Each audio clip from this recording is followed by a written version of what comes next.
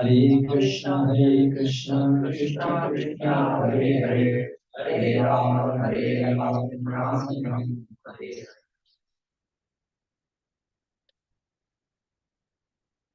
कि असत संग का कितना प्रभाव हमारे पर पड़ता है, और अभी वर्तमान में जो भी प्रभाव पड़ा, लेकिन उसका उपाय क्या है कि असत संग छोड़ो और चैतन्य महाप्रभु की शरण ग्रहण करो, इस प्रोसेस को अप्लाई करो। उससे जो हुआ हुआ, लेकिन हम कोई भी स्थिति से निकल सकते हैं और परफेक्शन को अटेन कर सकते हैं। तो दो चीज हमने मुख्य रूप से देखी थी।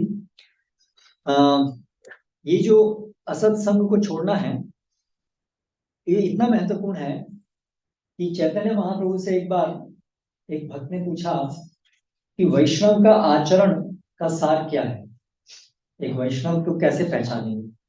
तो उन्होंने उत्तर दिया, असत संग त्याग वैष्णव आचार। असत संग को त्यागना ही वैष्णव का आचार।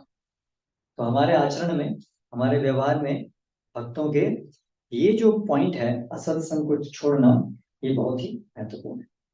उसी प्रकार से रूप गोस्वामी जो एक हमारे महान गौड़िया आचार्य हैं, चैतन्य महाप्रभु के संगी, उनके शिष्य 6 गोस्वामियों से, उन्होंने उपदेशामृत में 6 भक्ति के लिए अनुकूल चीजें बताई हैं जो भगवान की सेवा में अनुकूल है, और 6 प्रतिकूल चीजें बनाई। अनुकूल में साधु संग और प्रतिकूल में असत संग छोड़ना, यानी दोनों ही जगह उसको इंक्लूड किया है, दोनों तरीके से, यानी इतना महत्वपूर्ण।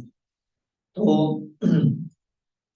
क्योंकि जब तक असत संग हम छोड़ेंगे नहीं, तो साधु संग करेंगे नहीं, या तो कर भी रहे हैं तो उसका प्रभाव नलीफाई हो रहा है। इसलिए असत संग छोड़ना वो बहुत जरूरी है। और असत संग छोड़ना मतलब, अभी इस भौतिक जगत में हम रह रहे हैं, प्रश्न उठ सकता है सारे के सारे लोग तो ऐसे ही, तो फिर क्या करें, किसी से बात नहीं करें, फिर आपको पढ़ाई भी, कॉलेज में नहीं जाए आप लोग, जॉब नहीं करें, कुछ भी, क्या कैसे करें। तो इसको दो स्तर पे हम समझ सकते हैं। बेस्ट है कि अगर हम संभव हो अपना इस प्रकार का जीवन को डायरेक्शन दें कि हम भक्तों के ही संबंध में, भक्तों के ही साथ हमारा पूरा जीवन, ये एक विकल्प है जो बेस्ट है। यानी कि भक्तों की अपनी कम्युनिटी हो, उस कम्युनिटी के अंदर जीवन की जो भी आवश्यकता है उसको पूरा करने के सारे सिस्टम्स उस कम्युनिटी के अंदर हो। हमारी आर्थिक कुछ आवश्यकताएं होती हैं बॉडी को मेंटेन करने के लिए, वो चीजें हम अपनी कम्युनिटी के अंदर ही उसको करें। हमारा अपना ही सोशल सिस्टम रही, शास्त्रों के द्वारा दिया गया, तो ये बेस्ट है। और ये श्रील प्रभुपाद की पूरी योजना थी कि जो भक्त लोग इस बात के महत्व को समझ रहे हैं, तो नॉन डिवोटीज के एसोसिएशन को छोड़ने का विकल्प उनको हम दे पाए, ऐसी कम्युनिटीज को स्टैब्लिश कर। तो टेम्पल कम्युनिटीज एक प्रकार की हैं जिसमें कि भक्त लोग आसपास में रहते हैं, टेम्पल के आसपास में रहते हैं, टेम्पल में सेवा में आते हैं। कुछ हद तक वो नॉन डिवोटी एसोसिएशन से कुछ हद तक वहां पर राहत मिलती है, लेकिन क्योंकि फिर भी वही जॉब जॉब करने के लिए तो मटेरियलिस्ट लोगों के बीच में ही रहना पड़ेगा, आपके बॉस भी वही होंगे। इसलिए उससे भी आगे आदर्श रूप में जो श्रील प्रभुपाद की वो बड़ी योजना है कि वो है rural communities. Rural communities, rural communities अर्थात एग्रेरियन बेस्ड रूरल कम्युनिटीज, कृषि और गोरक्षा पे आधारित हमारी रूरल कम्युनिटीज हों। क्योंकि हमारी इकोनॉमी, यदि हमें असत्संग नहीं करना है और इकोनॉमी पूरी होनी है, तो उसके लिए हमें वो तभी संभव है जब मॉडर्न इकोनॉमिक सिस्टम से बाहर निकले। क्योंकि मॉडर्न इकोनॉमिक सिस्टम तो सारा संसार जब भक्त बनेगा तभी संभव है। और अगर वो भक्त बनेगा तो फिर ये मॉडर्न सिस्टम नहीं रहेगा, क्योंकि मॉडर्न सिस्टम तो भक्ति के लिए प्रतिकूल। तो इन दोनों में से एक चीज होगी, या तो वो टूट जाएगा।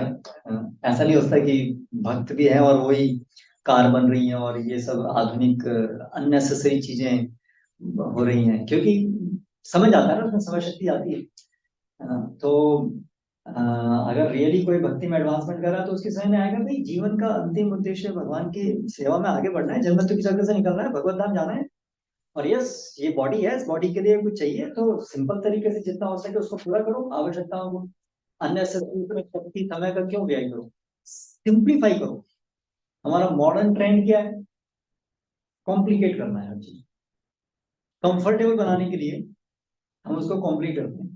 और कॉम्प्लीट करने के चक्कर में फिर वो कितनी कंफर्टेबल रहती है या डिसकंफर्टेबल हो जाती है, वो बड़ा प्रश्न खड़ा है। कंफर्टेबल बनाने के चक्कर में बनाते बनाते इतना कॉम्प्लिकेट करते हैं कि उसकी जो सब चीज बड़ी समस्याजनक हो जाती है। सो तो ये एक मास्टर प्लान है भक्ति, भक्तों के लिए मास्टर प्लान है कि ऐसी कम्युनिटीज बनाई जाए जो कि भगवान के जो सिस्टम है, जो वर्णाश्रम सिस्टम, जो उनका जो जैसे खुद भी भगवान प्रेफर करते हैं ना, वही लाइफ, वृंदावन लाइफ, ना गाय है, खेती है, ये लाइफ। तो इसमें सारी आवश्यकताएं पूरी हुई। अब ये जो है ना, ये मॉडल जो है हमारे जो IIT NIT, ये सब जो टी है ना, ये टी के बहुत विरुद्ध है ये। करेक्ट। यहाँ पर ये पूरी जो डायरेक्शन है वो है कृष्णा लाइफ, कृष्णा लाइफ में रूरल टेक्नोलॉजी। जो हमारी मॉडर्न टेक्नोलॉजी है और जो रूरल टेक्नोलॉजी है, उसमें क्या अंतर है? सेंटर कृष्णा और मी सेंटर। ओके, एक अंतर तो हम देख सकते हैं कि मॉडर्न टेक्नोलॉजी का जो गोल है वो है आर्टिफिशियल नेसेसिटीज को प्रोवाइड कराना, इस समझ से कि लाइफ का गोल है ज्यादा से ज्यादा जीवन कंफर्टेबल बने, यही तो गोल है अपने आप में। और इस गोल के लिए ज्यादा ज्यादा कंफर्टेबल बनाने के लिए हम जो नेसेसिटी है उसके बियॉन्ड अननेसेसरी चीजों को, जिसको हम सोचते हैं कि ये इससे ज्यादा लाइफ कंफर्टेबल होगी, उसमें हम उसको डेवलप करने के लिए हमें टेक्नोलॉजी होती है। आज की जो मॉडर्न टेक्नोलॉजी, हमारी जो बेसिक नेसेसिटीज है उनके लिए टेक्नोलॉजी चाहिए क्या?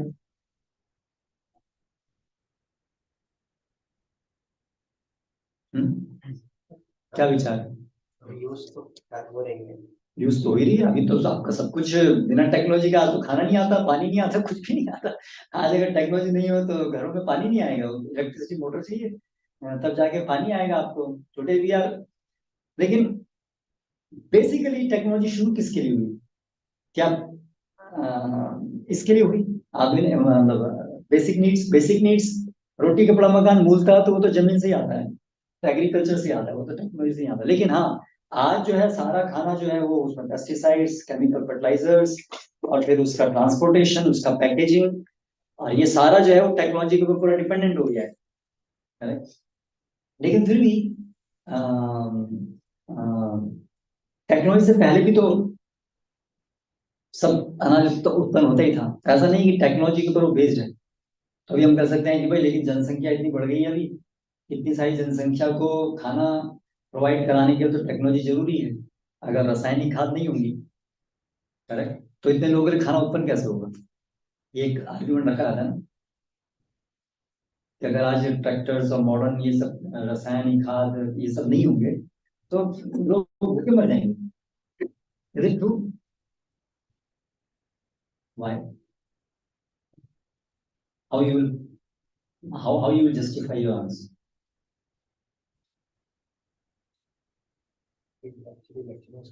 नहीं, पहले थोड़ा जो हमारे यहाँ के नए जो विद्यार्थी हैं उनसे पूछते हैं, आप लोग तो थोड़ा सुने हैं।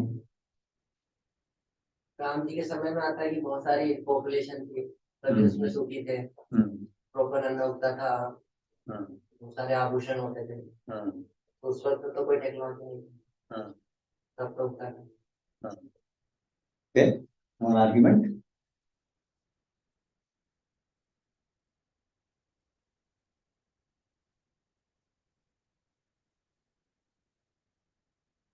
बहुत सारा बहुत सारा खाना वो जो नॉन वेज प्रोडक्शन होता है, तो जैसे कि 1 किलो अगर मीट बनाना हो तो उसके लिए 20 किलो उसको अनाज खिलाना पड़े, क्योंकि बहुत सारा जो ग्रेन्स है वो तो उसमें जा रही है। लॉ ऑफ 10, हर स्टेज पे 10% ही मास कन्वर्ट होता है नेक्स्ट फूड चेन में, इसको लॉ ऑफ 10 बोलते हैं। अगर हम डायरेक्टली वेजिटेबल्स या वेजिटेरियन चीज खा रहे हैं तो उसका 10% कन्वर्ट होगा हमारे मांस में। तो अभी मान लीजिए बकरी खा रहे हैं हम, तो पहले बकरी, मान लीजिए हमें 1 किलो हमारा मांस के लिए हमें डायरेक्टली हम वेजिटेबल लेंगे तो 10 kg चाहिए होगा, है ना। वो 10 kg अगर हम बकरी का मांस खाएंगे तो उसके लिए कितना चाहिए, वो 100 किलो चाहिए भाई। तो वो जितनी लंबी फूड साइकिल फूड चेन होगी उतना ही ज्यादा ओवरऑल एनर्जी चाहिए। तो मीट ईटिंग बंद करना। हाँ, वो तो एक हो गया कि मीट ईटिंग क्यों प्रॉब्लमेटिक है, लेकिन हम यहाँ बात कर रहे हैं टेक्नोलॉजी की। टेक्नोलॉजी के बिना कैसे हंगर को हम इतने सारे लोग कैसे फीड करेंगे।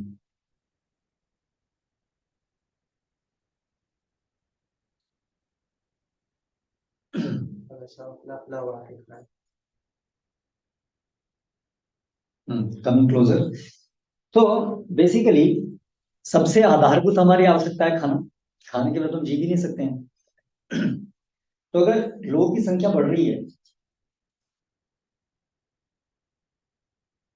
जब घर में लोगों की संख्या बढ़ती है, इकोनॉमिक क्राइसिस होता है, तो लॉजिकली क्या करना चाहिए, अपनी सारी शक्ति को हमें कहाँ कंसर्ट करना चाहिए, प्राइमरी एसेंशियल चीजों में या लग्जरी चीजों में। ये बेसिक लॉजिक है ना। तो अगर संसार में पॉपुलेशन बढ़ रही है तो हमें लग्जरी आइटम्स को बढ़ाना चाहिए या प्राइमरी प्रोडक्शन के ऊपर ध्यान देना चाहिए, प्राइमरी नीड्स के ऊपर ध्यान देना चाहिए, प्राइमरी नीड्स के ऊपर ध्यान देना चाहिए। तो अगर हमें डर है कि भाई पॉपुलेशन बढ़ रही है तो फिर इसका इसका इसका रिस्पॉन्स क्या होना चाहिए, ठीक है। तो फिर जो आर्टिफिशियल नेसेसिटी है उसको पहले काटो, जो बेसिक चीजें उस पर फोकस करो, यानी ज्यादा लैंड फ्री करो, ज्यादा वाटर फ्री करो, ज्यादा लेबर फ्री करो। जो भी सारी लग्जरी आइटम्स को, अननेसेसरी चीजों को प्रोड्यूस करने में जो रिसोर्सेज लग रही हैं उसको कर्टेल करके उनको सबको बेसिक नेसेसिटीज को उगाने में लगाओ। क्योंकि अल्टीमेटली इंडस्ट्री से खाना नहीं बनेगा, ठीक है, आप उसको लैंड को फ्री करो तो उसका ये भी यही तरीका है। और दूसरा, अगर हम ये केमिकल फर्टिलाइजर्स वाले रास्ते पे जा रहे हैं तो वो तो हमने देख लिया जाकर के क्या हुआ। वो तो थोड़े समय के लिए लाभ हुआ, है ना, लेकिन लॉन्ग रन में तो नुकसान हुआ क्योंकि जमीनें बंजर हो गई, है ना। हम पूरी तरह डिपेंड, और उसके side effects, cancer and all the diseases, और उसके ऊपर जो एक्सपेंस हम कर रहे हैं। आज हेल्थ के ऊपर कितना एक्सपेंडिचर है हमारा, ह्यूज, करेक्ट। तो एक बहुत अच्छी किताब है टेक्नोफिक्स, जिसमें ये बताया है कि पूरा जो टेक्नोलॉजी के inevitable, mostly many times irreversible, unwanted consequences होती है। कोई भी टेक्नोलॉजी, कोई भी टेक्नोलॉजी के अनइंटेंडेड, अनइंटेंडेड,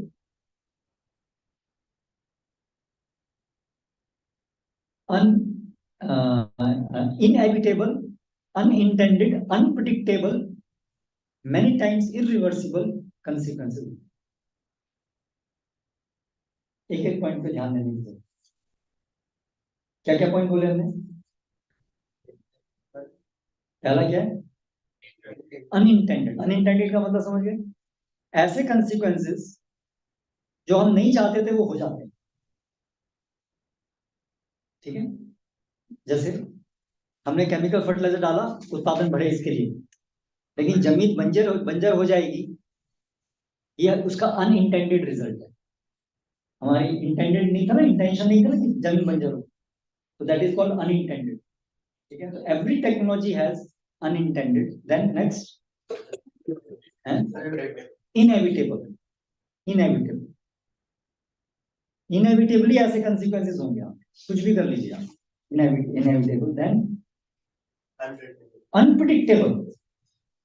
जब ये केमिकल फर्टिलाइजर शुरू किए तो आज से 40 साल बाद 50 साल बाद क्या होगा ये उस समय नहीं समझ में आया, अनप्रिडिक्टेबल। ठीक है, उसी प्रकार से जब पहली कार बनी थी, जब ऑटोमोबाइल इंडस्ट्री शुरू हुई थी, तब ऑटोमोबाइल इंडस्ट्री से आज जो समस्याएं हैं वो उस समय प्रिडिक्ट नहीं की गई थी।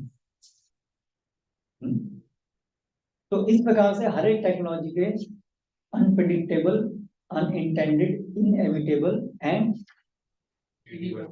मेनी टाइम्स इरिवर्सिबल consequences होते हैं। ऐसे ऐसे consequences होते हैं जो कि irreversible, ozone depletion, many things हैं। अभी बस एक बार हो गया खत्म, विल रिमेन। करेक्ट। सो बहुत अच्छी किताब है वो, उसमें बहुत अच्छे से समझाया है कि कैसे टेक्नोफिक्स, एक तो हम टेक्नोलॉजी से ये प्रॉब्लम क्रिएट कर रहे हैं, फिर जो ये प्रॉब्लम क्रिएट हो रही है उसको सॉल्व करने के लिए हम क्या कर रहे हैं, और टेक्नोलॉजी लगा रहे हैं। That is called technofix. चीजों को हम फिक्स करने की कोशिश कर रहे हैं। Problems created by technology, we are trying to fix them by more technology, which starts a vicious cycle. ठीक है। सो जितनी नई टेक्नोलॉजी उसके भी यही कंसीक्वेंसेस होंगे, यही तो कैरेक्टरिस्टिक्स होंगी उसकी भी। तो इसलिए जो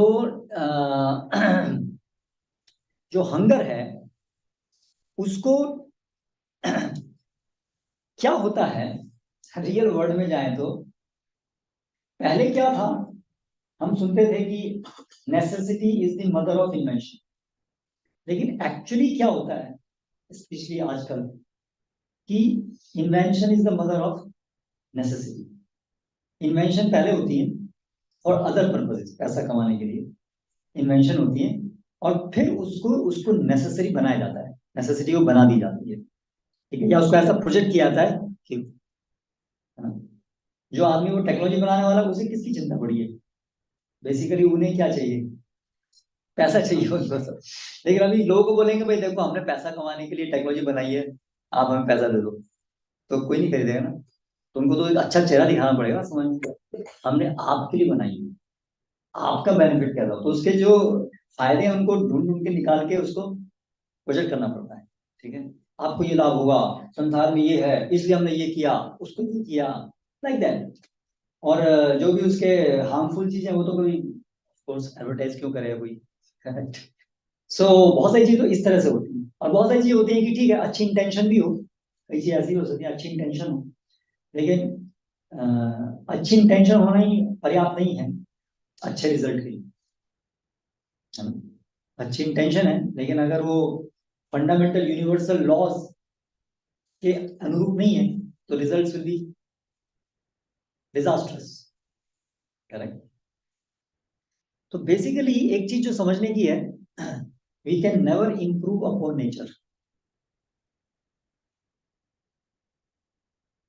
we can understand how nature works, how Krishna wants us to live, because nature means Krishna's energy, and live according to that. That is the best way to live. भगवान ने क्या व्यवस्था बनाई है, उस व्यवस्था को समझ करके उस व्यवस्था के अनुसार जीना वो सबसे अच्छा तरीका है जीने। करेक्ट। गवर्नमेंट ने ट्रैफिक के रूल बनाए, ट्रैफिक के रूलों को जान करके उस रूल के अनुसार गाड़ी चलाना, ये गाड़ी चलाने का सबसे अच्छा तरीका है, ना कि अपने हिसाब से हम गाड़ी चलाएंगे। करेक्ट। तो लाइक दैट एक यूनिवर्सल एक गवर्नमेंट है, एक लॉज है ना, और उसके उसको समझना, कहां से समझेंगे उसको, शास्त्रों से, और उसके अनुसार फिर जीना। लेकिन आज का वर्ल्ड व्यू क्या है, भगवान तो है ही, ठीक है, कोई यूनिवर्सल गवर्नमेंट है ही नहीं, है ना। और एनलाइटनमेंट एरा के बाद से क्या हुआ, humanism, human is the at the centre of the universe, human becomes the standard of judgement.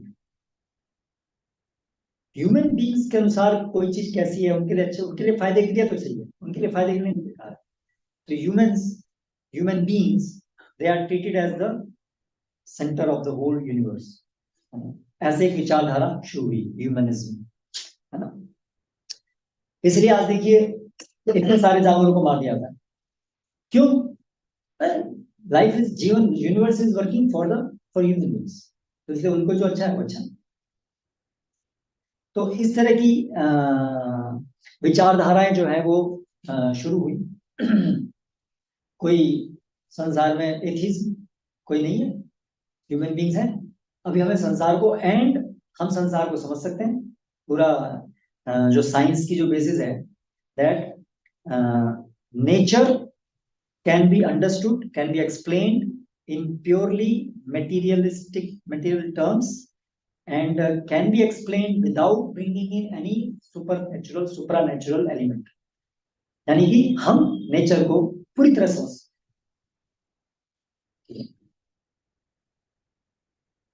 तरीके से we are the creator, then हम समझ सकते हैं कैसे है। तो फिल्म क्रिएट, जब कोई आदमी किसी चीज को अच्छे से परफेक्टली समझ सकता है तो उसको बना भी सकता है। अगर उसने उसकी हर चीज को समझ लिया, बना भी सकता है। सो अल्टीमेटली बना सकते हैं, या जो भी चीज है उसको अपने हिसाब से हम फिर तोड़ मरोड़ सकते हैं, क्योंकि हम उसके बारे में सब कुछ जान सकते हैं, क्या क्या है, कैसे है, और फिर उसको अपने हिसाब से हम उसको, इसी आधार पे ही पूरा हमारा मॉडर्न सिस्टम चल रहा है। तो इसीलिए वहां पर कोई प्रश्न ही नहीं है कि हम ये सोचें कि एक कोई सिस्टम है प्रकृति का। हाँ, आज भी बात हो रही है। आज पहले ने ठोकर खाई, पहले साइंस का जब साइंस की शुरुआत हुई थी तब ये विचार था कि साइंस से हम कुछ भी कर सकते हैं, है ना, नेचर को समझ करके नेचर को अपने अनुसार ढाल सकते हैं, सब कुछ। ये एक फेज था जो चला कुछ 150, 200, 250 साल चला साइंस का फेज। अभी धीरे धीरे एक फेज क्या आ रहा है, बहुत सारे ने ठोकर खाई, है ना, this green revolution and so many things. तो उससे भी धीरे धीरे क्या आ रहा है कि अरे भाई देखो ऐसे नहीं, नेचर को समझो। अगेन नेचर को कैसे समझेंगे? अपनी ब्रेन से समझेंगे।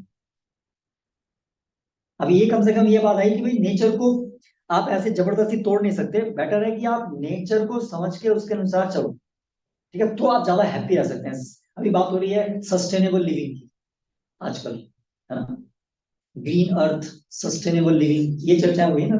ऑर्गेनिक फार्मिंग, ऑर्गेनिक फूड, धीरे धीरे इसका क्रेज आ रहा है।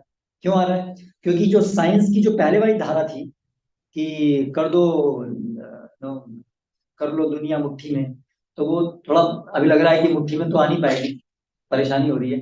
तो अभी हम इस तरफ चल रहे हैं कि भाई नेचर को समझो और उसके अनुसार चलो। लेकिन उसमें भी फ्लॉ क्या है? क्या फ्लॉ है इस थिंकिंग में कि नेचर को समझो, नेचर को ऑब्जर्व करो, नेचर को समझो, और नेचर जैसे चलती है वैसे चलो। इसमें भी फ्लॉ है। क्या फ्लॉ है?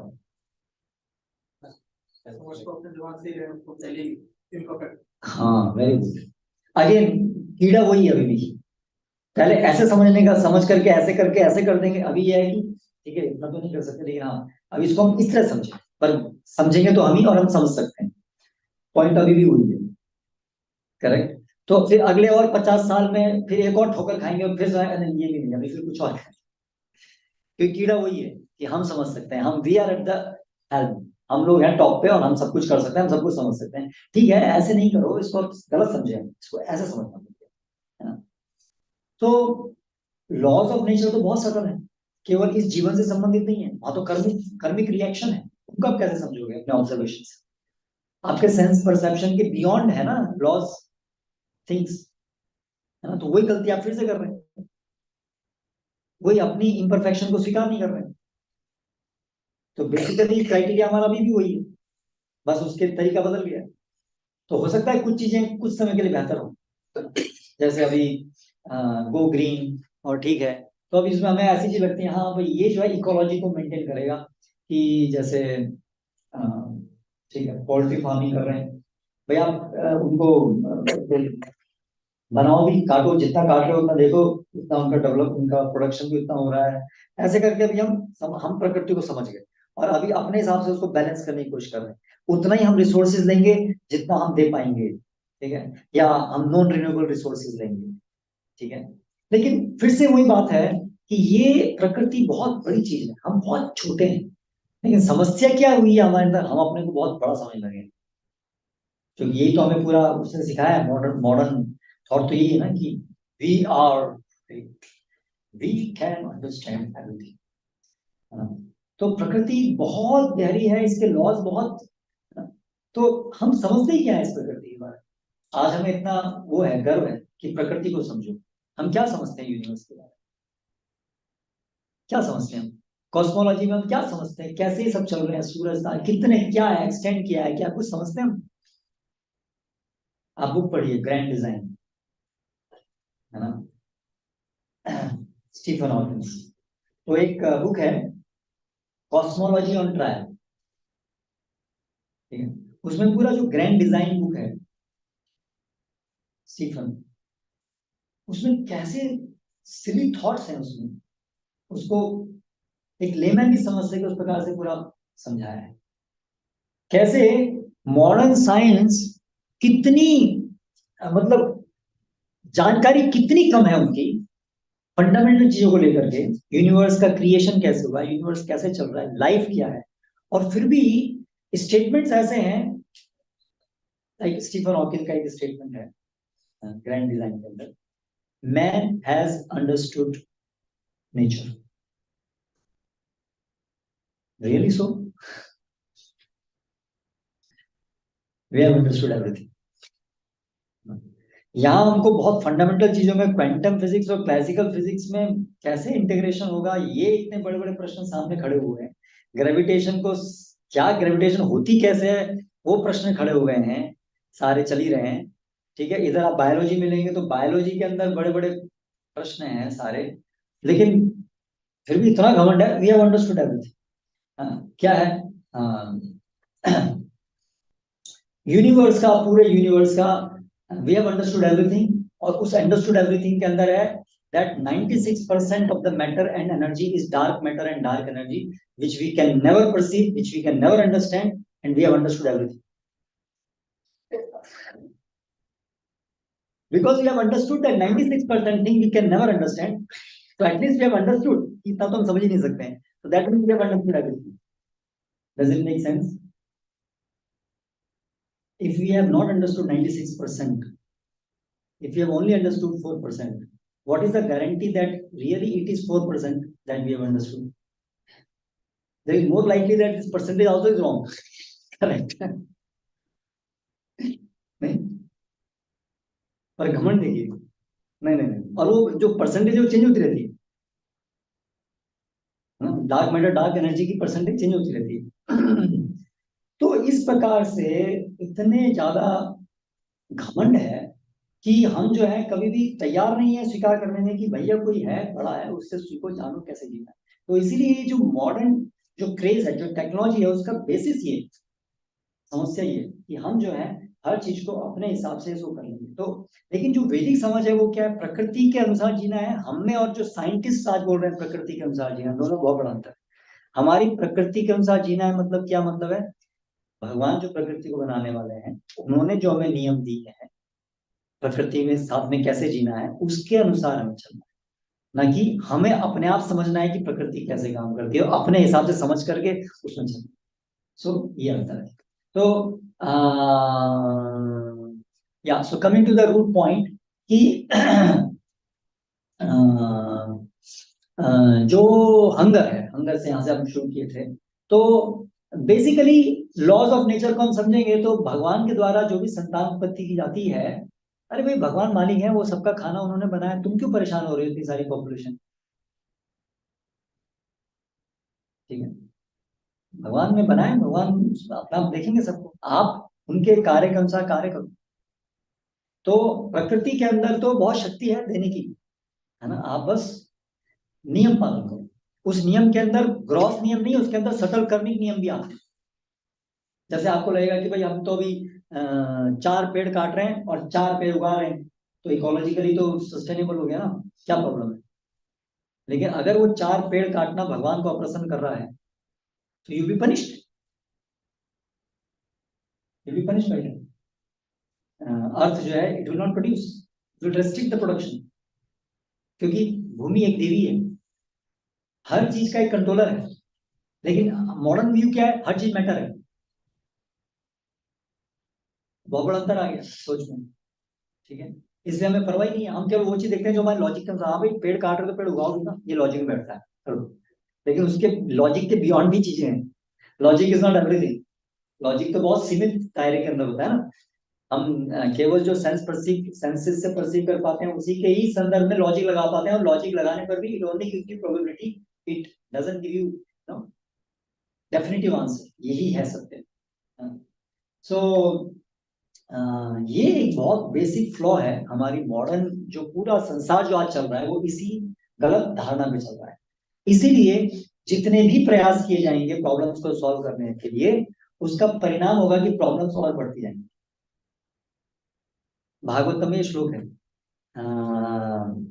प्रहलाद महाराज बोलते हैं, बालस्य नेह पितरौ शरणं प्रसीद आर्तस्य चारिदम उदरवती मच्च सोनौ, कि जैसे एक पिता जो है बच्चे को बचाने की गारंटी नहीं दे सकता, जिस प्रकार से डॉक्टर अपने मरीज को बचाने की गारंटी नहीं दे सकता, जिससे नाव जो है अपने जो उसके अंदर बैठे लोग हैं उसको बचाने की गारंटी नहीं दे सकती, उसी प्रकार से हे भगवान, जब तक लोग आपके प्रति अपराध करते रहेंगे, आपकी सत्ता को स्वीकार नहीं करेंगे, तब तक वो अपने हिसाब से जितने भी उपाय ढूंढेंगे चीजों को सॉल्व करने की, वो उनके व्यर्थ जाएंगे।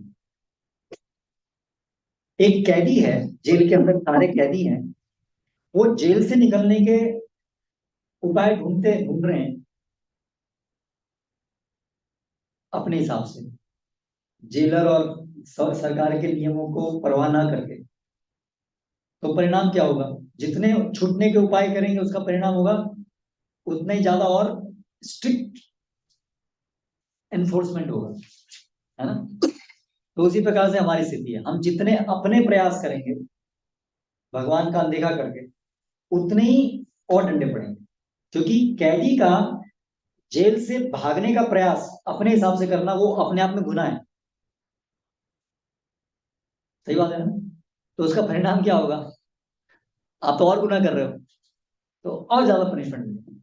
सो this is what we are doing, हम अपने उपाय ढूंढने में क्या कर रहे हैं, और गुनाह कर रहे हैं, इसलिए और परेशानी बढ़ रही है। इसलिए देखिए आप, जीवन जो है अधिक से जटिल होता है, समस्याएं बढ़ती जा रही है, क्योंकि बेसिस यही है, we are still rebelling against God.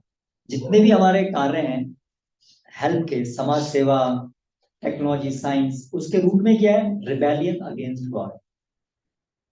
That is the problem, that is the problem. इसीलिए सेन लिविंग क्या होनी चाहिए, sane living follow the laws.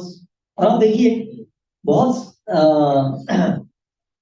संसार में ये जो मॉडर्नाइजेशन से पहले सारा संसार हजारों साल से लोग ऐसे जीते थे, केवल हिंदूज नहीं, सारे संसार में पीपल फॉर गॉड अबाइडिंग, अलग अलग तरीके से किसी न किसी रूप में, एंड तो हजारों साल से लोग और संसार में समस्याएं तो हमेशा रहेंगी, वो लक्ष्य ही नहीं है कि संसार को स्वर्ग बनाना, इस संसार को प्रॉब्लम फ्री करना है। वैदिक वैदिक अंडरस्टैंडिंग क्या है, दुखालय में शाश्वत, ये संसार तो दुकान, इसको क्यों आप रहने का स्थान बनाने में कन्वर्ट करने की कोशिश कर रहे हैं। यहाँ से तो निकल के भागना है, इसका इस्तेमाल तो इसलिए करना है कि बाहर निकलने के लिए तैयारी करने के लिए स्थान। ये बहुत बड़ा मिसअंडरस्टैंडिंग है ना। अगर आप इस जगत को जो बना ही नहीं है परफेक्शन के लिए, उसको आप परफेक्ट बनाने की कोशिश करेंगे, वो अपने आप में एक तो गुनाह, ये मेंटेलिटी अपने आप में क्रिमिनल मेंटेलिटी, कि भगवान आपने ये दुखाले बनाए, हम इसको सुखाले बना के रहेंगे, आप देखते रहना। पहले तो यही अपने आप में एक रिबेलियस एटीट्यूड है ना? जेल बनाया और कैदी सोच रहे हैं हम जेल को ना आपके बाहर वाले वर्ड से अच्छा बना देंगे, आपका जो सिविल लोग का जो वो है ना लाइफ, उससे ज्यादा अच्छी बना के दिखाएंगे हम। ये अपने आप में एक रिबेलियस एटीट्यूड है। इसका मतलब क्या है, हम स्वीकार नहीं करना चाहते कि हमने गलती की है, हमें सफरिंग है, हमें पनिशमेंट है ना। वो रिबेलियस हो गया ना एटीट्यूड। तो एक्चुअली यहाँ पर ये रिबेलियस एटीट्यूड छुपा हुआ है। तो इसलिए उसमें हम जो भी करेंगे वो it will be only exceeding, it will be only propagating our going against the laws of God, and suffering will be there. तो ये चीज हमने देखी, okay. Now coming to this next shloka, ये भी बहुत महत्वपूर्ण श्लोक है। इसमें सनातन गोस्वामी कहते हैं के आमी कहने आमाय जारे ताप त्रय यह नहीं जानी के मौन हितवाय। क्या अर्थ है इसका? प्रश्न प्रश्न पूछ रहे हैं। पहला कल क्या प्रश्न पूछा था सनातन गोस्वामी ने? क्या प्रश्न पूछा था?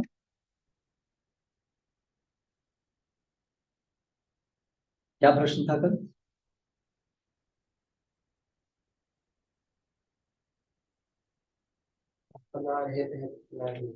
वो तो हो गया कि मैं अपना हित नहीं जानता हूँ। पर प्रश्न क्या था? क्या जानने की इच्छा लगती है? What is my duty? कर्तव्य अमार, मेरा कर्तव्य क्या है, मेरी ड्यूटी क्या है। करेक्ट। अभी आगे वो पूछते हैं और फर्दर क्वेश्चन पूछते हैं। आज आज क्या कहते हैं? आज के श्लोक में क्या कहते हैं? हे आमी, हु एम आई? केने आमॉय जारे तापत्रय, why do the threefold miseries always give me trouble? If I do not know this, how can I be benefited? तो ये अगेन ये दो क्वेश्चन है। Who am I? Why do the threefold miseries always give trouble to me? श्लोक बात करता है। The threefold material miseries are miseries arising from the body and the mind, miseries arising from dealings with other living entities, and miseries arising from natural disturbances. ये हो गया तापत्रय। तीन प्रकार के कष्ट, कष्टों को कैटेगराइज किया है। ब्रॉड कैटेगराइजेशन तीन है। एक है आध्यात्मिक क्लेश, अधिभौतिक क्लेश और अधिदैविक क्लेश। तीन कैटेगरी। तो जो हमारे बॉडी और माइंड से जनरेट होती हैं मिजरीज, उनको बोलते हैं आध्यात्मिक क्लेश। जो दूसरी लिविंग एंटिटीज के द्वारा हमें मिलती हैं उनको बोलते हैं अधिभौतिक क्लेश। और जो देवताओं के द्वारा प्राकृतिक प्रकोपों के माध्यम से जो हमें कष्ट प्राप्त होते हैं उनको बोलते हैं अधिदैविक। Sometimes we suffer bodily when we are attacked by a fever, and sometimes we suffer mentally when a close relative dies, or when we have depression, and we have anxiety, and we have OCD, so many mental disorders. Other living entities also cause us. There are living entities born of the human embryo, of eggs, perspiration, and vegetation. Miserable conditions brought about by natural catastrophe. तो बहुत सारी और living entities हैं। मच्छर हैं, कीड़े मकोड़े, हमारा अड़ोसी पड़ोसी केस करते हैं, भाई भाई लड़ाई करते हैं, झगड़े, अब इतने सारे युद्ध चल रहे हैं। These are all diseases, miseries given by other living entities. Then miserable conditions brought about by natural catastrophes are controlled by higher government. There may be severe cold or thunderbolts, or a person may be haunted by ghosts. These threefold miseries are always before us, and they entrap us in a dangerous situation. Padam padam yadvidam. There is danger in every step of life. तो ये important प्रश्न होना चाहिए कि आखिर सारी समस्याओं को जड़ से कैसे खत्म है। ये मोस्ट इंटेलिजेंट क्वेश्चन होना चाहिए। साइंस का बेसिकली ऑब्जेक्टिव क्या है? समस्याओं को हटाना। लेकिन मृत्यु, जन्म मृत्यु बुढ़ापा बीमारी जो सबसे फंडामेंटल प्रॉब्लम्स हैं उनको कैसे हटाना है? अल्टीमेटली साइंस का ज्यादा जो आज वर्क हो रहा है, क्या वो इस दिशा में हो रहा है? इस दिशा में नहीं हो रहा है। हमारे जो टेक्निकल इंस्टीट्यूट्स हैं वो इस दिशा में कुछ काम कर रहे हैं? नहीं कर रहे। उनका सारा तो ध्यान किस चीज में है? सुपरफिशियल नेसेसिटीज को बढ़ाने में। ठीक है, ज्यादा अभी 5G आ गया है, ठीक है, तो ज्यादा जल्दी से हम डाउनलोड कर सकते हैं, बड़ी बड़ी फिल्म्स देख सकते हैं, लोग ज्यादा एंटरटेनमेंट करेंगे। कितना सुपरफिशियल लेवल है ना। ठीक है, लेकिन रियल साइंस तो ये होनी चाहिए ना, सबसे जो फंडामेंटल जो प्रॉब्लम है उसको सॉल्व करो ना। If you are really scientist, उस पर क्यों नहीं काम हो रहा है? उस पर शक्ति होनी चाहिए। वो डिपार्टमेंट है नहीं है। हम मेडिकल कॉलेज में हम हैं, तो मेडिकल मेडिसिन के अंदर ये जो है कि जो सबसे बड़ी रूट प्रॉब्लम है, हाउ टू स्टॉप दैट, तो डिपार्टमेंट का यही नहीं। क्योंकि ये तो अंदर अंदर पता है कि ये तो हमारा हाथ के बस की बात ही नहीं है। इसलिए वो तो चुप से सबने हार मान ली, उसमें बात बोलना नहीं है, तुम भी चुप हम भी चुप। करेक्ट। और जनता को दिखाने के लिए उनको तो वो जैसे बच्चे को आप पॉपकिन देते जाइए, लॉलीपॉप देते जाइए, चॉकलेट देते जाइए, वो खुश रहेगा बस। ठीक है, ऐसे ही संसार को आपने 5G 4G दे दिया, अमेजोन आ गया, घर पे खाना आ गया, पिज्जा आ गया, ये आ गया, वो आ गया, डीजे आ गया, बस। लोग तो पागल ही होते हैं, मूर्ख ही होते हैं, उनको क्या, उनको ये फंडामेंटल उनको तो दिमाग में भी नहीं आएगा ये प्रॉब्लम है। तो उनको तो बस ऊपर ऊपर से दे दो बस, sense enjoyment, they are happy with that and so. और आप जो है अपना साइंस के नाम पर करे जाओ कुछ भी, अपना पैसा कमाए जाओ, अपना ऐश किए जाओ। हम साइंस है, हम लोग सब आपके हित के लिए काम कर रहे हैं सब, चिंता मत करो। This is what actually happening. नहीं तो साइंस का काम होना चाहिए जो सबसे समाज की जो सबसे मनुष्य या पूरे उसकी जो सबसे फंडामेंटल प्रॉब्लम है उसको सॉल्व कीजिए ना साइंस से। Birth death old age disease ये जो है उसको आप हटाइए। ये क्यों नहीं हो रहा है? आजकल साइंस जो है मेनली काम कहाँ हो रहा है? अप्लाइड साइंस में हो रहा है। अप्लाइड साइंस ही मेन ब्रांच है जो फंडामेंटल क्वेश्चंस को जानना है आखिर, क्योंकि वहीं से तो उसका फंडामेंटल सॉल्यूशन निकलेगा। उसमें कौन लोग इंटरेस्टेड है?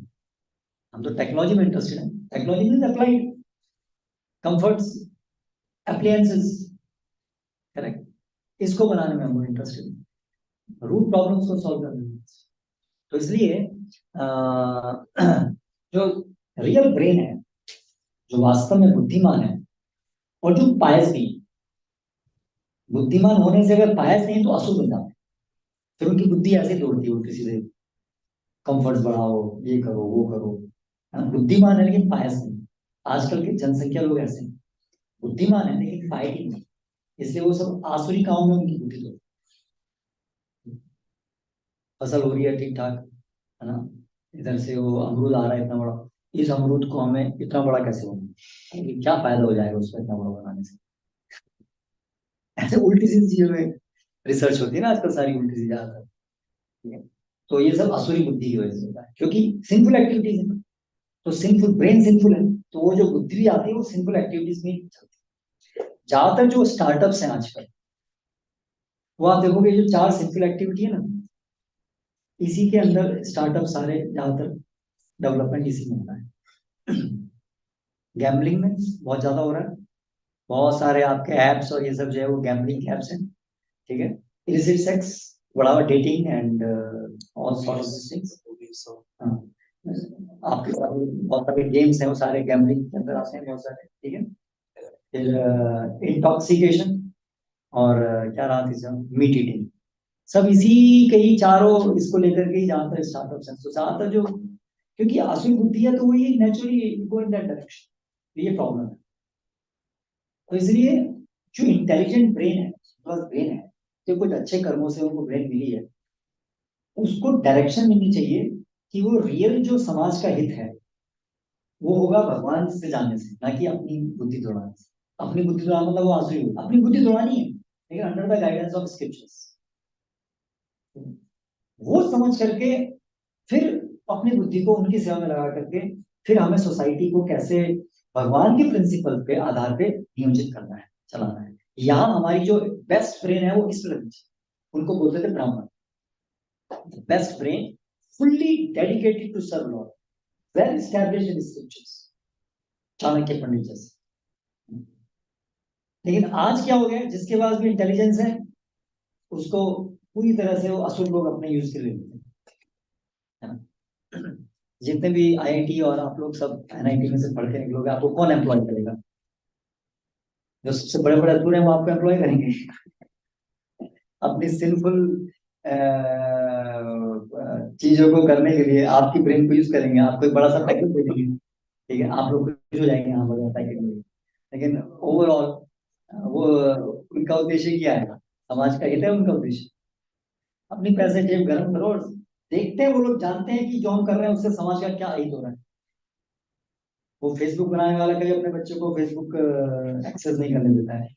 जो किसान जो है वो अपने लिए अलग उगाता है, क्योंकि उसको पता है जो मैं बाकी उगा रहा हूँ मैं नहीं, मुझे खाऊंगा तो बेकार हो जाएगा, इसलिए वो, तो सब लोग ऐसे ही इसी तरह से, है ना। तो उसी प्रकार से आपको कुछ लोग एम्प्लॉय कर लेंगे, आपको एक पैकेज दे देंगे और आप इतना सा पैकेज आपके लिए वो रहेगा, इतना बड़ा है, और वो इतना सारा कमा रहे होंगे उसमें से। और कमाना तो एक बात है, पर उससे जो पूरा इम्पैक्ट पड़ रहा होगा सोसाइटी पे, तो वो क्या पड़ रहा होगा, तो आप भी तो उसके भागी बनेंगे, उसका कर्मफल आपको नहीं आएगा। जब आप वो नुकसान जो उससे हो रहा है पूरा सबको, एनवायरनमेंट को, जो भगवान के खिलाफ हम जा रहे हैं उससे, उसका आप भी तो शेयर करेंगे। सो तो ये सब चीजें विचारणीय है कि ये पूरा सोसाइटी किस डायरेक्शन में जा रहा है, और हम लोग भी उसमें सहायक बन रहे हैं, हम लोग भी उसमें एलिमेंट बन रहे हैं। ठीक है, तो मोस्ट इंटेलिजेंट ब्रेन को सोचना चाहिए कि भाई मुझे अपना रास्ता चुनना चाहिए, what is really good for me and for the society and for everyone. उनके अंदर तो इतनी शक्ति है कि वो अपनी वो ट्रेनिंग, वो बुद्धिमान लोग हैं, तो उनको क्यों ऐसे नौकर बनना चाहिए किसी का। उनको स्वावलंबी होना चाहिए, क्योंकि जो आदमी नौकर बन गया वो अपने, उसका जीवन अपना खत्म हो गया। नौकर मतलब यही होता है ना, बॉस के अनुसार आपको चलना पड़ेगा। अगर आपका बॉस असुर है तो आपके काम भी आसुरी होंगे। तो इसलिए वैदिक शास्त्रों में इसलिए ब्राह्मण जो है कभी किसी के अंडर में नहीं आता, स्वतंत्र स्वावलंबी रहता था, इसलिए गरीबी, वॉलेंटरली गरीब रहता था। चाणक्य पंडित झोपड़ी में रहते थे, और पूरा जो राजा था उसके चीफ एडवाइजर थे, उसने इसको बनाया था। लेकिन फिर भी उन्होंने ऐसा नहीं किया कि बनाया तो मैं ऐश करूंगा, नहीं, इसको अपना जो इंडिपेंडेंट, मैं किसी पे निर्भर नहीं, मैं किसी गुलाम नहीं हूं। जो सत्य है वही बोलूंगा, सत्य वही करूंगा, इसके लिए इंडिपेंडेंस चाहिए, मैं किसी पे निर्भर नहीं। जो आदमी गुलाम हो गया तो वो लीड नहीं कर सकता है, ही कैनॉट बी लीडर। तो इसलिए शास्त्रों में जो बुद्धिमान लोग हैं उनके लिए ये प्रोहिबिटेड था, never accept employment under anyone. ये इसको स्ववृत्ति कहा गया है, कुत्ते का वृत्ति कहा गया है, वेरी हार्ड वर्ड्स। स्ववृत्ति जैसे दूसरे क्या नौकरी, तो ये ब्राह्मण और क्षत्रिय इन दोनों के लिए जो है स्ववृत्ति, नौकरी लेना जो है prohibited, never be employed by any, क्योंकि नहीं तो वो लीडर नहीं रह पाएंगे। उनको फिर जैसा वो नीचे वाले लोग बोलेंगे वैसा करना पड़ेगा, बल्कि होना चाहिए कि that they should lead the society. तो ये चाहिए, हमारी जो ब्रेन है, हमारी जो, वो लीडर्स होने चाहिए। लेकिन आजकल राज क्या हो रहा है, वैश्य और शूद्र लोगों का राज, पावर उनके हाथ में, सोसाइटी को गाइड वो कर रहे हैं। इसलिए पूरी सोसाइटी का जो सेंटर पॉइंट है पैसा कमाना है, क्योंकि वैश्य जो है वो लीड ले रहे हैं, वैश्य को हमेशा पैसा ही दिखता है उसको। ठीक है, तो कैपिटलिस्ट एंड कम्युनिस्ट, एक वैश्य और एक शूद्र, विशेषित वैश्य और विशेषित शूद्र, ये दोनों ही लोग पूरी जो वर्ल्ड के अंदर है, इन्हीं का ही बात चलता है। ठीक है, तो इसीलिए जो हमारी जो ब्रेन, जो ब्राह्मण थे और जो क्षत्रिय, दोनों का सफाया हो गया। इसलिए पूरी जो संसार में जो पूरा कंट्रोल है वो वैश्य और शूद्र है। वैश्य शूद्र, यदि क्षत्रिय और ब्राह्मण उनको गाइड करने वाले और कंट्रोल करने वाले नहीं होंगे तो उनको वो गलत दिशा में आराम से जाएंगे, क्योंकि वो तमोगुण और रजोगुण से संचालित होते हैं। उनको शास्त्र में क्या कहा गया, बॉडी को, पूरे समाज को अगर एक बॉडी मान लिया जाए, तो जो ब्राह्मण है वो पूरे समाज की ब्रेन है। यहाँ पर हम जो ब्राह्मण की बात कर रहे हैं वो जन्म से नहीं कर रहे हैं, वो लोग ब्राह्मण मतलब वो जो शास्त्र के अनुसार चलते हैं, जो शास्त्र को समझते हैं पूरी तरह से गहराई से और उसके अनुसार निर्देशन देते हैं, उनको ब्राह्मण कहते हैं। तो ब्राह्मण जो है वो सोसाइटी की ब्रेन है, जो क्षत्रिय है वो सोसाइटी के बाहु है ना, प्रोटेक्ट करने के लिए। वैश्य जो है बैली है, और शूद्र जो है वो पैर है।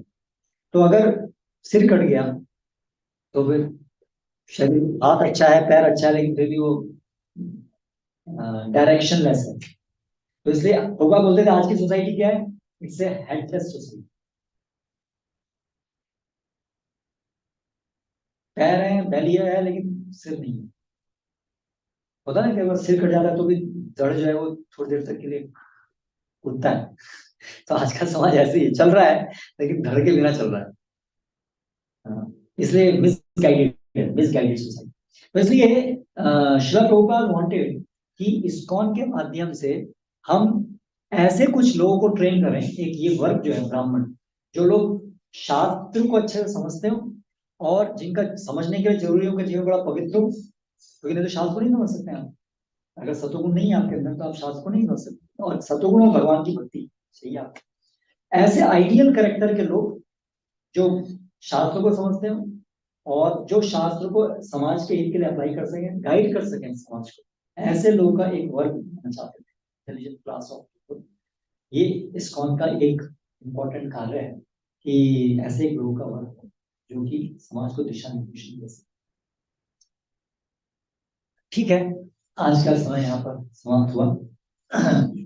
तो सार में ये प्रश्न थे कि मैं कौन हूँ, और ये 3 आप क्यों सता रहे हैं मेरे को, और ये प्रश्न बहुत गहराई में सोचना हमारे लिए जरूरी है कि मैं कौन हूँ। तो सरलता से मत लीजिए क्या हम जान गए मैं इस्कॉन में आए लोग पढ़ लिया, सुन लिया, आप सो ले, नहीं। क्या हम उसे अप्लाई कर पा रहे हैं हर क्षण अपने जीवन में?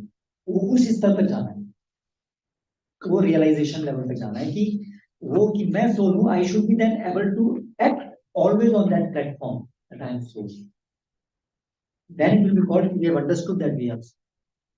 तो समाज में आज एक बहुत बड़ी समस्या यह है कि ये नहीं जानते हैं कि हम कौन, हम ये सोच रहे हैं कि हम शरीर, और ये एक मुख्य कारण है सारी अज्ञानता का समस्या। क्योंकि अगर हम सोचते हैं कि हम बॉडी हैं तो फिर कोई हायर एम नहीं रह गया, कुत्ता बिल्ली बन गया। कुत्ता बिल्ली यही सोचता है कि मैं कुत्ता हूँ, कुत्ता सोचता है मैं कुत्ता हूँ, मेरा काम भौंकना है, इससे ऊपर मेरा कोई काम नहीं, मेरा कोई कर्तव्य नहीं है, मैं कुत्ता हूँ। ठीक, तो जब तक हम कुत्ते की चेतना में रहेंगे, जानवरों की चेतना में रहेंगे, यानी देहात्म बुद्धि में रहेंगे, जो देह है वही मैं हूं, कुत्ते के अंदर जो आत्मा है मैं कुत्ता हूँ, वो इसी यही सोच सकता है, इसके ऊपर नहीं सोच सकता है। ठीक है, तो अगर मनुष्य भी ऐसी देहात्म चेतना में रहे, मैं शरीर हूं, तो वो कुत्ते से बिल्ली से बेटर कैसे हुआ, बल्कि और नुकसानदायक हो सकता है। क्योंकि कुत्ता बिल्ली प्रकृति के कंट्रोल में रहता है, लेकिन मनुष्य को तो स्वतंत्रता दी है ज्यादा, तो वो उसका फिर मिसयूज करता है, तो वो हिंसक हिंसक पशु से ज्यादा हिंसक हो जाता है। आज मनुष्य जो है सारे हिंसक पशुओं से ज्यादा हिंसक हो गया है कि नहीं हो गया?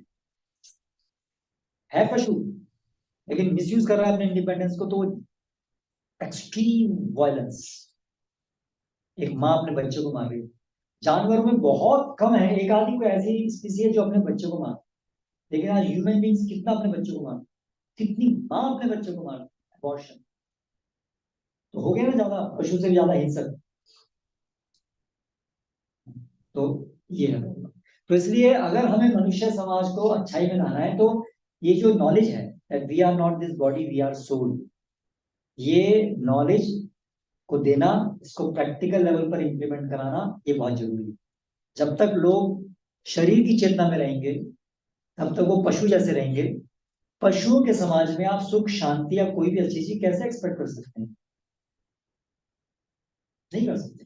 करे जाइए आप सुधार के काम, लोगों की चेतना पशु लेवल पे रखने की कोशिश कर रहे हैं, उससे उठाने की कोशिश नहीं कर रहे हैं, और फिर एक्सपेक्ट कर रहे हैं शांति रखो, शांति बनाओ, शांति बनाओ। बाबा उदाहरण देते थे, एक कमरे में आपने जो है कुत्तों को इकट्ठा करके बंद कर दिया, और फिर 1 घंटे बाद आया और पूरा देखा, तो क्या पाएंगे? सब कुत्ते आपस में गले मिल रहे हैं। What do you expect? मौज खाएंगे एक दूसरे को, है ना? तो वही है, मनुष्य समाज में हम लोगों की चेतना तो रख रहे हैं, कुत्ते बिल्ली की चेतना।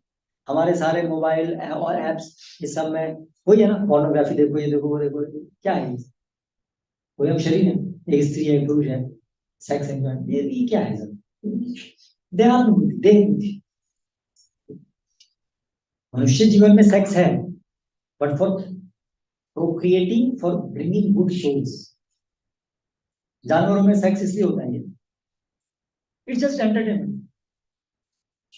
वो तो बाई प्रोडक्ट है, बच्चे आ जाते हैं, वो उससे समझते नहीं करते हैं कि हम बच्चे पैदा करते हैं, करेक्ट। लेकिन आजकल मनुष्य भी क्या करता है, मनुष्य भी तो ऐसी चेतना में तो सब कर रहे हैं।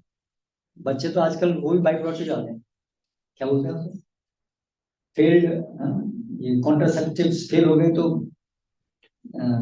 अच्छा है, इसलिए तो उसका अबॉर्शन कराते हैं, बहुत कुछ ऐसा हो गया।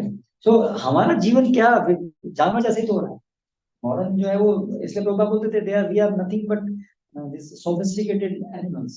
हम जो सोसाइटी क्रिएट कर रहे हैं, this is society of sophisticated animals, sophisticated animalism, this is what is modern society. तो इससे क्या, कैसे कभी किसी का लाभ हो सकता है इंडिविजुअल लेवल पर, social? So we have to first become human beings. Devotee तो बड़ी बात है, पहले ह्यूमन बीइंग्स तो बने। Hare Krishna. Any question?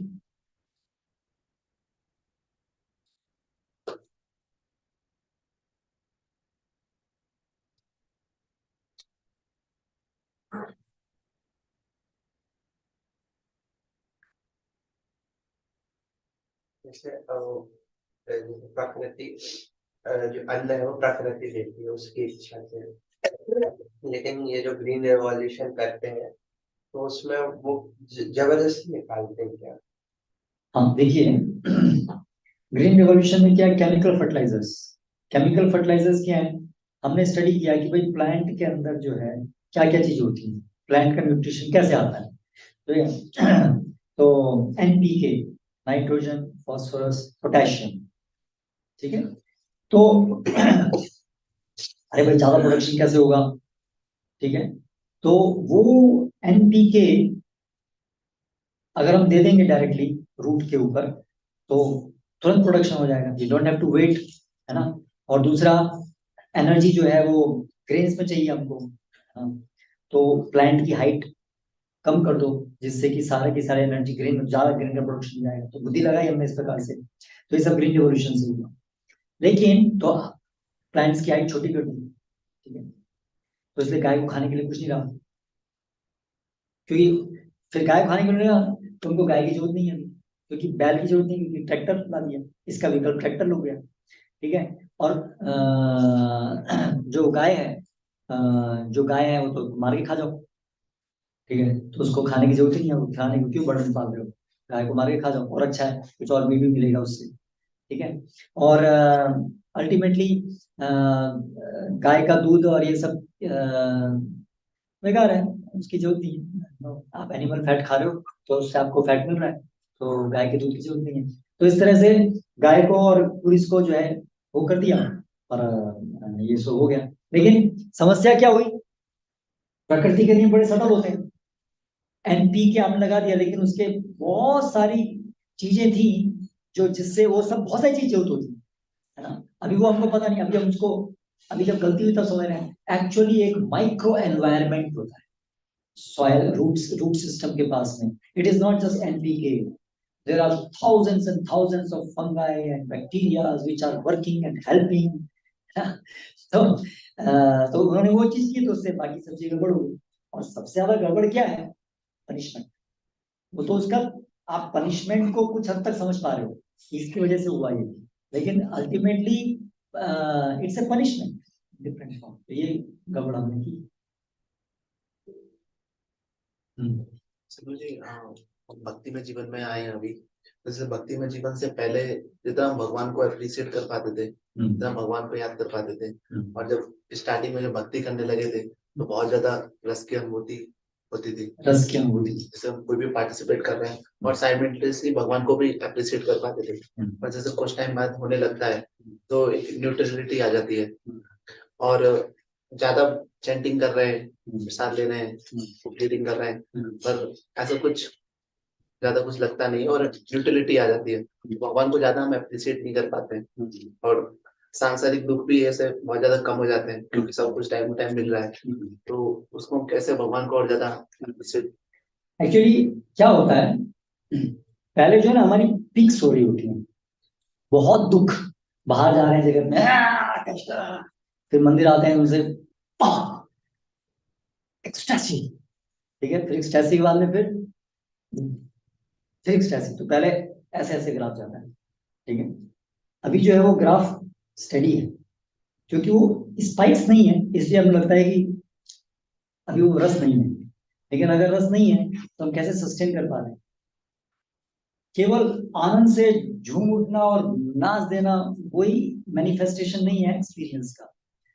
Soberly कोई आदमी उसको हर दिन is able to maintain, is not getting entrapped, is not getting कि भाई ये भौतिक सुख चाहिए इसके नहीं रह सकते, वो सस्टेन कर पाना, है ना।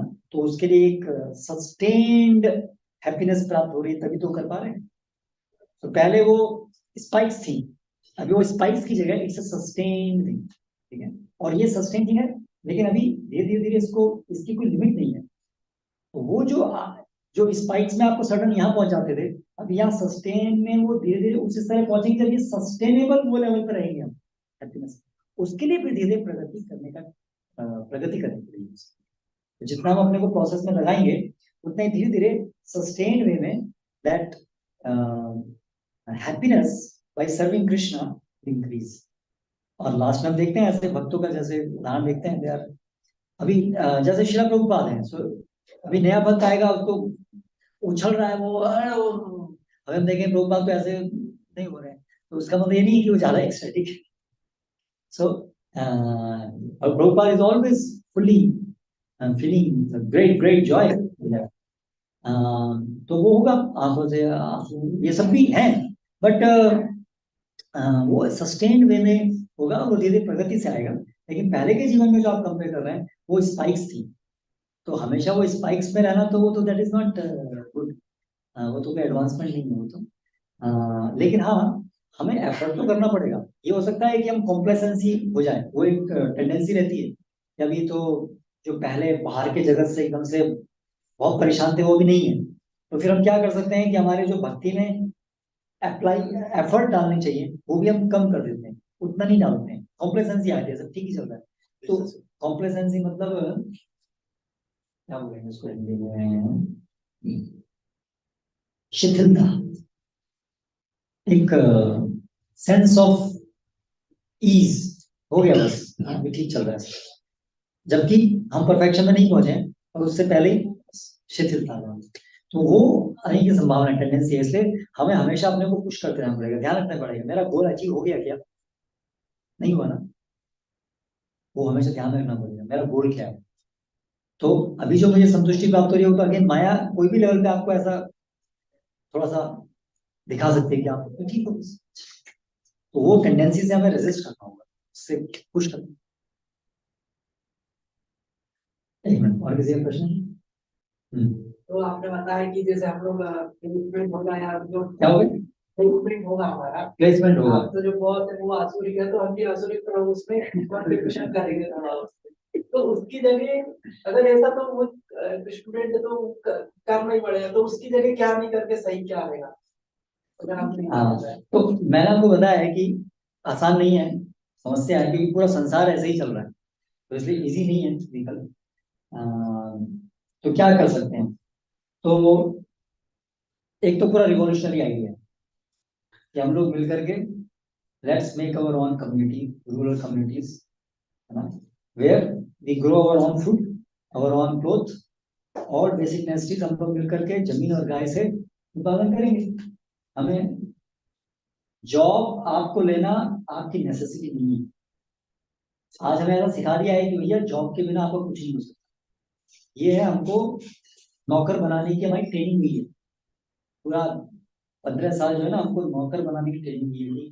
डिग्री के बिना हम मर जाओगे, डिग्री के बिना मर जाओगे, इसलिए सबको डिग्री डिग्री डिग्री डिग्री, है ना, फिर डिग्री प्राप्त करके हम अपना क्या बोलते हैं आप लोग उसको, सीवी, रेज्यूम, फिर आप उसको सब जगह डालेंगे, भैया मुझे डॉक्टर नौकरी में मैं आपकी इतनी सेवा करूंगा बढ़िया से कि आप प्रसन्न हो जाएंगे मुझसे, आप अपना रेज्यूम डालेंगे। तो फिर हमें क्या ये ऐसा बढ़ दिया है, इसमें हमें गुजारा कैसे चलेगा, अगर ये नहीं करूंगा तो मैं क्या करूंगा, क्योंकि हमारी पूरी ट्रेनिंग इससे ऐसी तरह से हुई है कि हम लोग हमारी पूरी इंडिपेंडेंस खत्म कर दी गई, हमारे मन में सोच भी नहीं आती है, और सिस्टम भी ऐसा बना दिया गया है। तो ये मस्ट नहीं है कि मैं जॉब करना है, ये एक्चुअली ऐसा नहीं, दैट इज ड्रास्टिक थिंग। लेकिन सबके लिए अगर वो संभव नहीं हो पा रहा है तो ठीक है, कम से कम इस बात को समझें कि एंजॉय नहीं करें उस चीज को, समझें कि ये एक व्यवस्था है मेरी, ठीक है मुझे करना पड़ेगा, ठीक है। तो उसमें जो भी बेस्ट पॉसिबल आप कर सकते हैं वो कीजिए। सिलेक्शन कर रहे हैं तो कम से कम सिलेक्शन में ऐसी चीज, ऐसे जॉब को लीजिए जो कि कम से कम आपको भक्ति के लिए कुछ टाइम देता है। नहीं तो सोसाइटी तो बोलेगी जितना ज्यादा बड़ा पैकेज हो उसको लो, और ये लो और वो करो और ये भी करो वो भी करो, लेकिन फिर उसके चलते हम कुछ भी भक्ति भी नहीं कर पाए तो पूरा का पूरा ही उसी में खिंच जाएंगे। तो कम से कम एक ये समझें कि चलो जॉब भी कर रहे हैं तो मेरी एक व्यवस्था है, कर रहे हैं ठीक है, और कोई विकल्प आसान है नहीं कर पा रहा हूँ तो जॉब कर रहा हूँ, और उससे फिर ठीक है भगवान की सेवा जितनी हो सके उसे करें, भगवान का नाम है, भक्ति में रहें, जुड़े रहें, कम से कम ऐसा तो करें, ठीक है। हाँ, आपने कल बताया था मुझे वो वाला, सो यही सब सजा होगा तो का या नहीं, सेंसेस सेंसेस ऑब्जेक्ट संपर्क में आती है तो फिर उसे एक सो कॉल्ड हैप्पीनेस मिलती है पर दुख का अनुभव होता है। जैसे हम देखते हैं कि जैसे हम कोई भी सेंस ऑब्जेक्ट को देखते हैं, जैसे रूम से निकलना है और देखा कि रसगुल्ले हैं, तो अब उसकी इच्छा करी खाने की, तो भगवान भगवत गीता में बता रहे हैं कि उसे सहन वो करना चाहिए, सोडू सहन करने का प्रयास करना चाहिए, टॉलरेट करने का प्रयास करना चाहिए। अगर इससे प्रैक्टिकल देखते हैं तो टॉलरेट नहीं कर पाते हैं उस चीज को। और भी बहुत सारे केस ऐसा नहीं कि सब नहीं कर पाते हैं, कोई भी नहीं कर पाता है। हाँ जैसे हाँ, तो मतलब कुछ करते भी हैं, हाँ मतलब कोई संभावना है कि हम भी कर लेंगे एक दिन, जब दूसरे करते हैं तो हम भी कर लेंगे। आज नहीं कर पा रहे हैं, हाँ ठीक है। तो ये कैसे उसको अभी at the moment of time तो इतना प्रगत नहीं है कि उस चीज को एकदम सदा ले सकते। तो कम से कम जो सिंफुल की रेंज है वहां नहीं जाना है। रसगुल्ले खाने हैं खाओ, लेकिन दुकान वाले नहीं। यहाँ बनाओ, भगवान को भोग लगाओ, और फिर जितने मर्जी उतने खाओ, ठीक है। जिससे कि जब बाहर निकलो रसगुल्ला खाने का मन ही नहीं करे।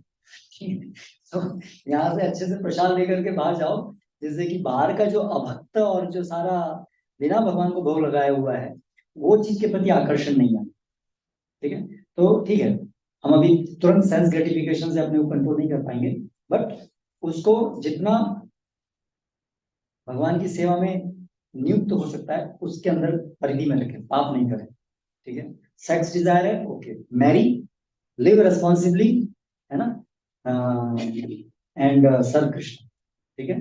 खाने का है, अच्छी अच्छी चीज बनाओ, भगवान को भोग लगाओ और खाओ, बाहर का नहीं, लाइक दैट। तो इस प्रकार से हम यहाँ से शुरुआत करें और धीरे धीरे भगवान को प्रार्थना करते रहे, भक्ति सेवा करते हैं, तो धीरे धीरे सेंस कंट्रोल होता रहेगा, अच्छा होता रहेगा।